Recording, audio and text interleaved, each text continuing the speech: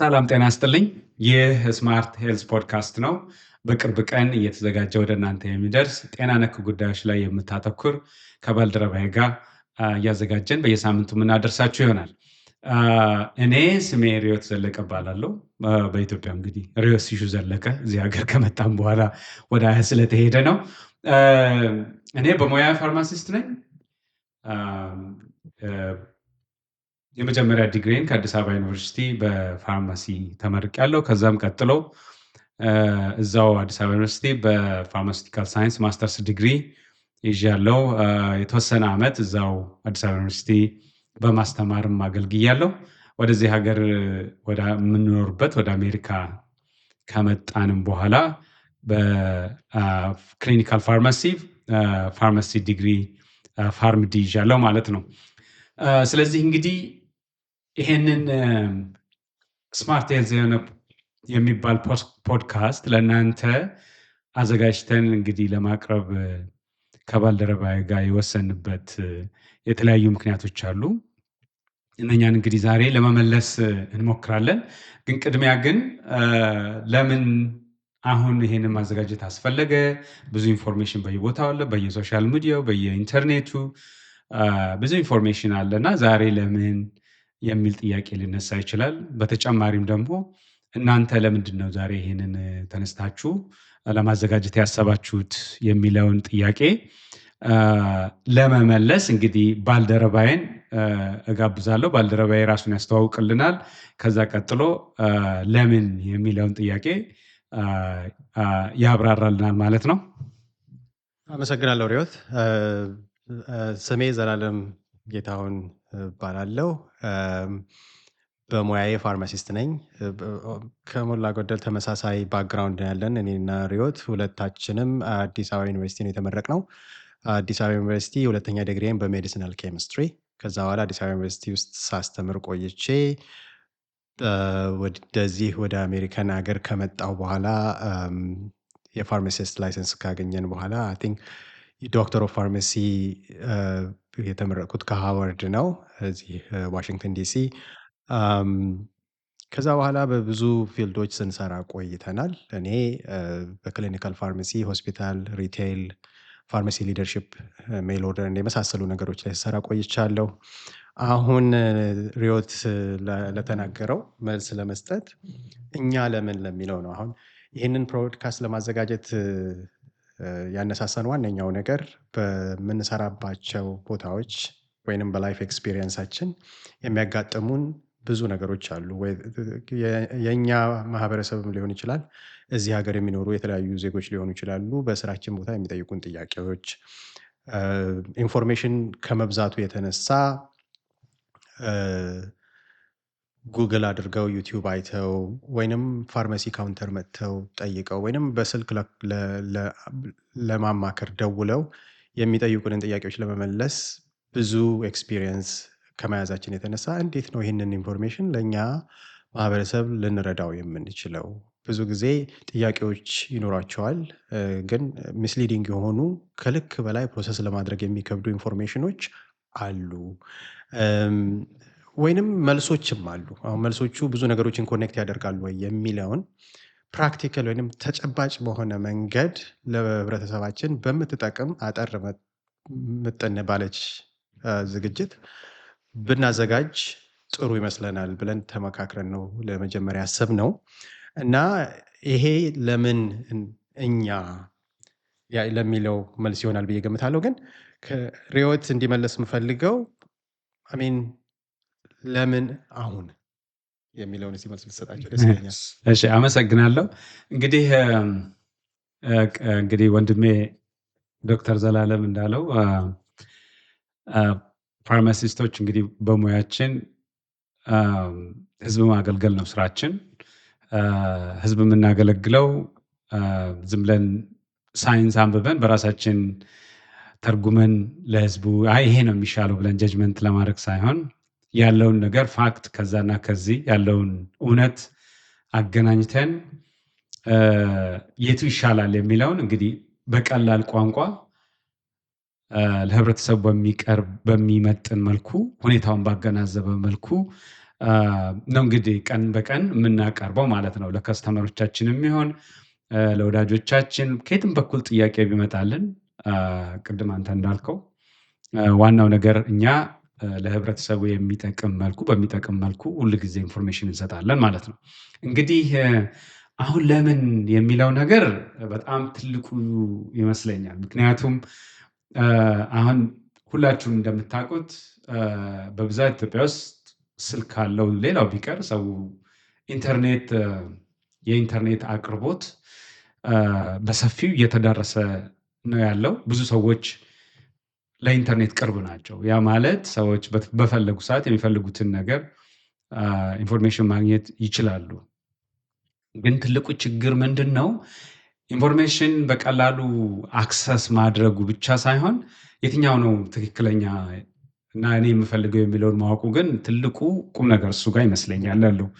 ምክንያቱም ይሄ ማለት እና ሰው ምንም አያውቅም አይደለም። እኛ ብቻ ነን አዋቂ ወይንም ሌላውን እንተካለን አይደለም። እንግዲህ ይሄ አንድ ከኮቪድ በኋላ ተያይዞ የመጣ አንድ WHO ያመጣው ተርም አለ፣ ኢንፎደሚክ የሚባል። ኢንፎደሚክ ማለት በቀላሉ ምንድነው የሚመለከተው? ሰዎች በጣም ሰፊ ለሆነ ኢንፎርሜሽን ይጋለጣሉ፣ ወይንም ኢንፎርሜሽን በጣም ይመጣል፣ ይጎርፋል። እንደ ጎርፍ የሚመጣ ኢንፎርሜሽን ይኖራል። ግን እነኚህ ኢንፎርሜሽኖች በሶስት ይከፈላሉ። አንደኛው እውነትና ትክክለኛ ኢንፎርሜሽን የያዘ ነው። ሁለተኛው ደግሞ ሚስሊድ የሚያደርግ ነው። ሚስሊዲንግ እንግዲህ የሚባለው የሚያሳስት ማለት ነው።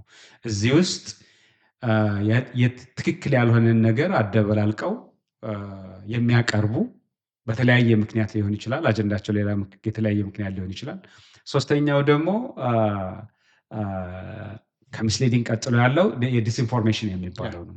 ዲስኢንፎርሜሽን እውነትም ይኖረዋል ውስጡ፣ ግን የተለወሰ ነው። ከእውነትነት ከሌላቸው መረጃዎች ጋር የተለወሰ የሆነና እውነት ይመስላል፣ ግን ለህብረተሰቡ ሲቀርብ ወደማይሆን ነገር የሚወስድ ነው የሚሆነው። እና እንግዲህ ሚስኢንፎርሜሽን፣ ዲስኢንፎርሜሽን እና ሪል ኢንፎርሜሽን ትክክለኛው በሳይንስ እና በመረጃ ላይ የተደገፈ ኢንፎርሜሽን፣ እነዚህ ሶስቱ ተደባልቀው ነው እንግዲህ እንደ ጎርፍ እየፈሰሱ ያሉት በየኢንፎርሜሽኑ፣ በየቲክታኩ፣ በየዩቲዩቡ፣ በየቦታው ያሉት። እንግዲህ እኛ ሌሎችን ሰዎች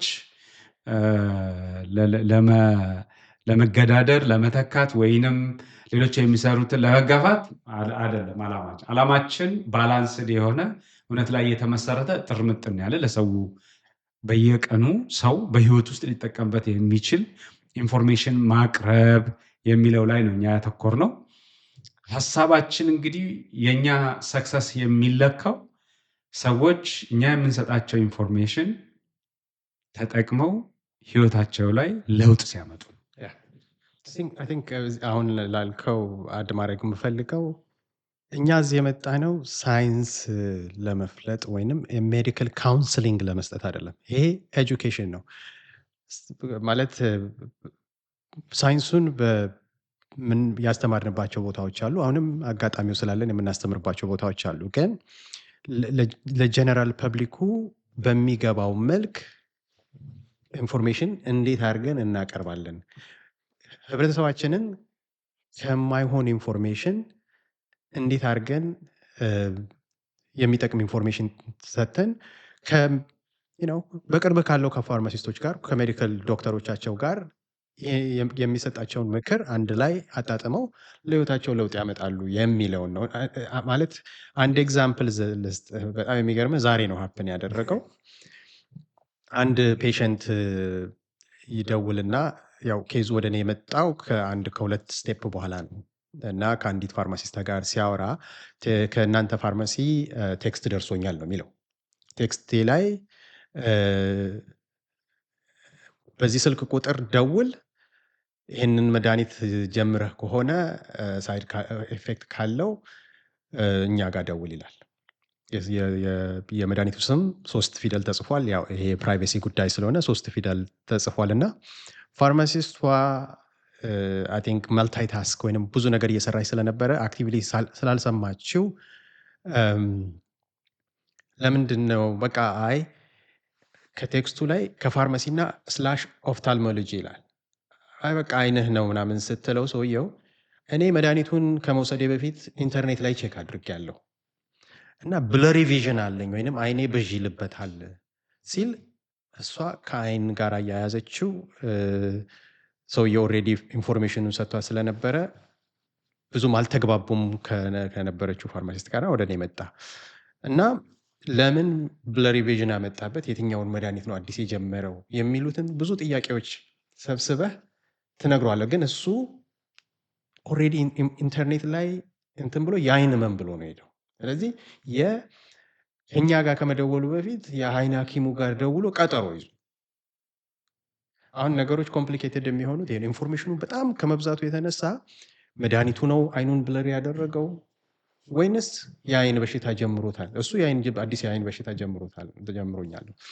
እሱን ነው አሁን እንደዚህ አይነት ያሉ ኢንፎርሜሽኖች ማህበረሰባችን የሚወስዳቸው መድኃኒቶችና የጤናቸውን ሁኔታ አይቶ በሚገባቸው ቋንቋ ማስተማር ወይንም ማስረዳት የሚለውን ጠቅሽ አድርጌ ለማለት ፈልጌ ነው። ኤግዛክትሊ በጣም አመሰግናለሁ። እንግዲህ ዞሮ ዞሮ ኢንፎርሜሽን በብዛት አለ። የትኛው ይጠቅማል፣ የትኛው ትክክል ነው? አሁን እንደምታውቁት አንዳንዱ ይሄን ብታደርጉ እንዲህ ትሆናላችሁ ይላል። ይሄንን እና ይሄንን ብታቀላቅሉ እንደዚህ ትሆናላችሁ፣ ይሄን ይሰጣችኋል ይላል። አንዳንዴ ማጂክ ክሌሞች አሉ። አንዳንዱ በቃ እንደምታዩት ነው። እንግዲህ ብዙ ነገር አለ። እነኚህ ነገሮች እንግዲህ ለእያንዳንዱ ሰው ጋር ሲደርሱ የተለያየ ትርጉም ነው የሚሰጡት። ለምሳሌ ሲምፕል ኤግዛምፕል አንድ የስኳር ህመምተኛ አሁን አንዳንድ ኢንተርኔት ላይ ደግሞ እንደዚህ አይነት ምግብ ብትበላ ይሄን ያክል እንደዚህ ኤክሰርሳይዝ ብታደርግ መድኃኒት ታቆማለህ ይባላል። መቼ ነው መድኃኒት የሚያቆመው? የትኛውን መድኃኒት ነው የሚያቆመው? አሁን ይሄ ኢንፎርሜሽን የተደበላለቀ ነው። ሰውየው መድኃኒት ይወስዳል። መቼ ነው የሚያቆመው? ምን አይነት መድኃኒትስ ነው እየወሰደ ያለው? ምን አይነት ምግብስ ነው የሚበላው? እንደዚህ አይነት ነገሮች ምን እየሆኑ ይሄዳሉ? እየተደበላለቁ እያንዳንዱን ሰው ለማይፈለግ አደጋ ያጋልጠው ይሰጣሉ። መድኃኒት ማቆምም ትክክል አይደለም። እንዳው ድፍን ያለ ይሄ ምንድነው እዚህ ሀገር ጀነራላይዜሽን የሚባል አለ አይደለ? መረጃ ላይ ያልተደገፈ በተለያየ ነገር ያልተመረመረ እውቀት ይሆናል። ትንሽ የእውነት ሊኖረው ይችላል፣ ግን ይህንን አሁን ዲስኢንፎርሜሽን ነው የምንለው እና እኛ እንግዲህ ቅጥር ምጥን ያለ ከልምዳችን ምክንያቱም እንደ ፋርማሲስት በጣም በብዛት ከበሽተኞች ጋር እንገናኛለን። ኦቨር ዘ ካውንተር ምን ልውሰድ ብሎ የሚመጣ አለ። ለሱ በየጊዜው ካውንስሊንግ ይሰጣል፣ ምክር ይሰጣል፣ ፕሪስክሪፕሽን ሪፊል ይደረጋል። ለዛ ለፕሪስክሪፕሽን ካውንስሊንግ ይሰጣል። ዝም ብሎ ፕሪስክሪፕሽን ሪፊል አይደረግም ወይንም ሬዲ አይደረግም እና በጣም ብዙ ነገሮች ኤክስፖዝ ስለምንሆን በብዛት ከብዙ አይነት ሰዎች ጋር፣ ሐኪሞች ጋር፣ የጤና እንትኖች ጋር ኢንተራክት ስለምናደርግ ይሄ በብዙ ዓመት ያዳበርነው ልምድ ለህብረተሰቡ በሚጠቅም መልኩ ትንሽ ግን ጠቃሚ በሆነ መልኩ እናቀርባለን። ይህን ያህል ካልን እንግዲህ እዚህ ላይ ብዙ ጊዜ ፈጀን መሰለኝ አይደለም? ጥሩ ኢንፎርሜሽን እንግዲህ የሚቀጥለው ለምን አሁን እና ወይንም ለምን በየሳምንቱ ለምን አሁን የሚለውን በዚህ ከጨረስን በዚህ ብናጠቃልለው በየሳምንቱ ለምን ያስፈልጋል ማለት ሪዮት መጀመሪያ መግቢያው ላይ ያው ይቅርታ ዶክተር ጓደኛዬ ስለሆነ ዶክተር አልለውም እና ሪዮት መጀመሪያ ላይ ሲናገር ማለት ዊክሊ ብሏል ወይንም በሳምንት አንድ ቀን ነው ማለት በየቀኑ ማለት ሰዎችን ለማስተማር ኢንፎርሜሽኑ አለ። በየቀኑ መቅረብ እንችላለን፣ በየቀኑ ፖድካስት መልቀቅ እንችላለን። ግን ይሄ ማለት ጊዜም ይፈጃል አንደኛ፣ ሁለተኛ ይሄ የራሳችን ስራ አለን። ቤተሰብ አለን የምናስተዳድረው እና በምንችለው መጠን ትክክለኛ ኢንፎርሜሽን ይዘን ለመቅረብ ነው። ማለት ፖድካስቱ በሄደ ቁጥር ብዙ ነገሮች ምናልባት ኢቮልቭ ሊያደርጉ ሊለወጡ ይችላሉ። የህብረተሰቡን ጥያቄ መሰረት ያደረገ ዝግጅት ልናዘጋጅ እንችላለን። ግን አሁን ባለው ሁኔታ ምንም እንኳን እኔ ሜሪላንድ ነው የምኖረው፣ የምሰራው ቨርጂኒያ ቢሆንም ሪዮት የሚኖረው ቨርጂኒያ ነው። ስለዚህ በሳምንት አንድ ቀን ነው የምንገናኘው። ጥሩ ኢንፎርሜሽን ይዞ ለመቅረብ በየቀኑ ማቅረቡ ብዙም ጥራት ያለው ኢንፎርሜሽን ይዘን እንመጣለን ብለን ስላላሰብን ካለንም የላይፍ ውጣ ውረድ ይጠቅማል ብለን ስላሰብን ነው። እዚህ ላይ መጨመር የምትፈልገው ነገር ካለ? እንግዲህ በሳምንት አንድ ቀን በ30 ደቂቃ ያልበለጠ ቪዲዮ ይዘን ለመቅረብ እንሞክራለን። ይሄ እንግዲህ በሶስት መልኩ ነው የምናዘጋጀው ብለን የምናስበው። አንደኛ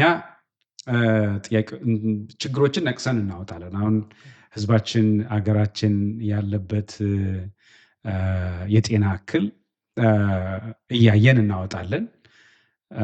በእነኛ ላይ አትኩረን አድምተን እንሰራለን። ምክንያቱም ዝም ብለን ይሄ እንደዚህ ነው ብለን አንሄድም። እያንዳንዷን ነገር ለህብረተሰቡ በሚጠቅም መልኩ ከመጀመሪያው እስከ መጨረሻው ግንዛቤ እናስጨብጣለን። ከዛ ቀጥሎ ጥያቄ የሚመጡ ካሉ እነኛን ጥያቄዎች እናስተናግዳለን። ከአድማጮቻችን የሚመጡ ጥያቄዎችን እንግዳ መጋበዝ ባለብን ሰዓትም እንግዶችን እንጋብዛለን። እንግዲህ ካለን የስራ ጫና አንጻር እና ከቤተሰብ ጋር ይሄ በሳምንት አንድ ቀን የሚለው ጥሩ ፍሪኩዌንሲ ነው። ግን በተጨማሪ ግን በሳምንት አንድ ቀን ደግሞ ያደረግንበት ምክንያት ሳይቋረጥ የጀመርነውን ርዕስ አንዱን በአንዱ ላይ ጨምረን የተያያዘ እውቀት እንዲሆን ነው። ኮምፕሊት የሆነ ቁንጽል የሆነ ግንዛቤ ላለመስጠት በኤፒሶዶች ከፋፍለን በክፍል በክፍል አድርገን ለህብረተሰቡ ሳይበዛ ሳይከብድ ረዥምም ሳይሆን ሌክቸር አይደለም። ይሄ ሜዲካል ሌክቸር አንሰጥም።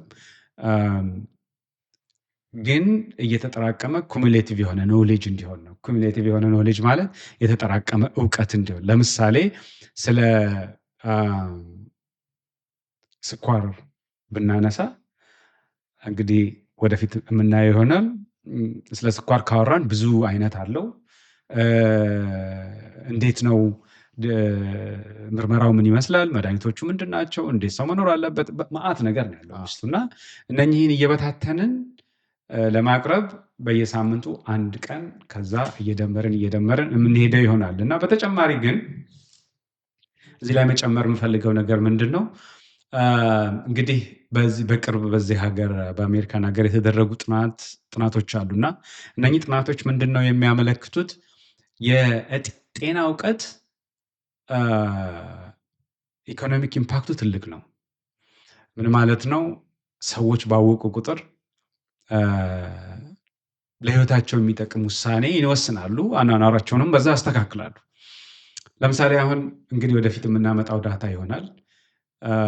በሀገራችን በኢትዮጵያ ይሄ ከምዕራባውያን የኑሮ ስታይል ጋር በተያያዘ እነኚህ ክሮኒክ ዲዚዝ የሚባሉት እንደ ስኳር፣ እንደ ልብ ህመም፣ እንደ ደም ግፊት አይነት ህመሞች በጣም እየጨመረ ነው ያለው። ይሄ እንግዲህ የሚያሳየው ምንድነው? ከአኗኗራችን ጋር ተያይዞ የሚመጡ ከመጡም ደግሞ አብረውን ለረዥም ጊዜ የሚቆዩ ኮምፕሌክስ የሆኑ በጣም ውስብስብ የሆኑ የህመም አይነቶች ናቸው የሚሆኑት እና እነኚህ እንግዲህ ብዙ ነገሮች በእውቀት ላይ የተመሰረተ አኗኗር ቢኖር ህይወትን ያቀላል፣ ለመድኃኒት የሚወጣውን ወጪ ይቀንሳል፣ ሐኪም ቤት የሚካሄድበትን ወጪ ይቀንሳል እና ብዙ ሰዎች ሊያወጡ የሚችሉትን ኮስት ይቀንሳል። ሰዎች ታመው ሲተኙ የተኙበት ቀን ስራ የሚታጎልበት ቀን ነው እና ብዙ የተያያዙ ኮስቶች አሉ። ስለዚህ የጤና እውቀት እዚህ ሀገር ከ1 ትሪሊየን ዶላር በላይ በአመት ያስወጣል በተሳሳተ የጤና እውቀት ምክንያት። ሰዎች ትክክለኛው ኢንፎርሜሽን ቢኖራቸውና ያንን ነገር በእውቀት ላይ ተመስርተው ቢኖሩት ወይንም ውሳኔያቸው በዛ ላይ የተመሰረተ ቢሆን ከ1 ትሪሊየን ዶላር በላይ በአመት ውስጥ ይህ ሀገር ሴቭ ማድረግ ይችላል። ያ ማለት ምን ማለት ነው? ወደ ሕክምና የሚሄደው ብር ምናልባት ለተጨማሪ ነገር ለቤተሰቡ ይውላል ማለት ነው። ከመድኃኒት ጋር ተያይዘው የሚወጡ ወጪዎች፣ ሆስፒታል ላይ የሚወጡ ወጪዎች እና ሌሎችም ተያይዘው ብዙ ብር ያስወጣል። ስለዚህ ይሄ WHO 2030 ላይ ሄልዝ ሊትረሲ ብለው ያወጡት ጎል አለ። ሄልዝ ሊትረሲ ማለት እያንዳንዱ ሰው የሚያስፈልገውን የጤና እውቀት ኖሮት ለጤናው የሚያስፈልገውን ውሳኔ በአግባቡ እንዲወስን ማለት ነው። እውቀት ላይ የተመሰረተ ማወቅ ብቻ አይደለም፣ እውቀት ላይ የተመሰረተ ውሳኔ መወሰን።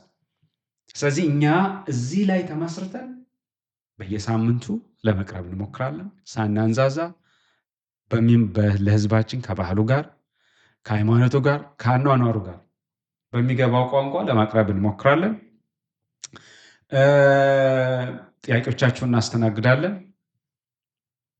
እንግዶች በሚያስፈልጉበት ቦታ በሚያስፈልግበት ሰዓት ላይ እንግዶች ይዘን እንቀርባለን። እንግዲህ ይህን ያክል ካለን እንዳው ወደ ማጠቃለያ እንሂድ መሰለኝ። ምክንያቱም አብረን ልንከርም አይደለ? መጀመራችን ነው። አብረን ልንከርም ነው። ቤተሰብ ልንሆን ነው። እስቲ ለማጠቃለያ የምትለው ነገር ይኖራል? ማለት ያው የማህበራዊ ግዴታ አለብን ብለን ሚዲያ ከፍተን ማህበረሰቡን ለማገልገል መተናል። የምንችለውን ሁሉ አድርገን ህብረተሰባችንን እናስተምራለን። ሪዮት እንደተናገረው ያለፉት 30-40 ዓመታት አኗኗራችን፣ አመጋገባችን እና የግሎባል ኢንተርኔት አጠቃቀማችን ስለተቀየረ ብዙ ኢንፎርሜሽኖች እጃችን ላይ ስላሉ ወይም ሁሉ ነገር ስለተቀየረ ይህንን ነገር በጥንቃቄ በጥበብ ለሰው ለማስተማር ተዘጋጅተናል ብለን እናስባለን። እናንተም ይህ ኢንፎርሜሽን ይጠቅመዋል ለምትሉት ሰው አዳምጦ ህይወቱን፣ አኗኗሩን ወይንም የህክምና ዘይቤውን ሁሉ ይቀይራል ለሚሉት ሰው አሳልፋችሁ ኢንፎርሜሽኑን አሳልፉ። እኛ ደግሞ በእኛ በኩል ያለብን የማህበራዊ ግዴታ ለመወጣት ተዘጋጅተናል እላለሁ። አመሰግናለሁ። በጣም ጥሩ። እንግዲህ ቤተሰብ እንሁን፣ አብረን እንደግ። ለህብረተሰባችን የሚያስፈልጉ እውቀቶችን ለማዳረስ እናንተም የድርሻችሁን ተወጡ። ወንድሜ ዘላለም እንዳለው እንግዲህ በሚቀጥለው በመጀመሪያው ኤፒሶድ እንገናኛለን። እንግዲህ ቻናላችንን ሰብስክራይብ አድርጉ። ዌብሳይትም አለን፣ ኢሜል አድርጉልን። አብረን እየተነጋገረን